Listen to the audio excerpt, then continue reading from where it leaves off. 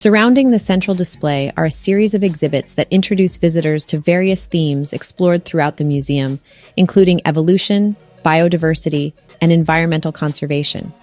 Each alcove and gallery branching off from Hintze Hall offers a gateway to different areas of the museum, such as the Dinosaurs Gallery, the Mammals section with its model blue whale, and the Earth's Treasury.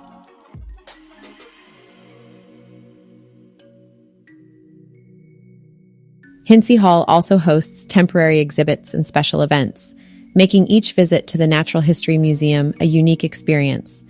Whether it's marveling at the architectural beauty, learning about the natural world from the informative displays, or simply standing in awe of the central exhibit, Hintze Hall is a testament to the wonder and importance of natural history.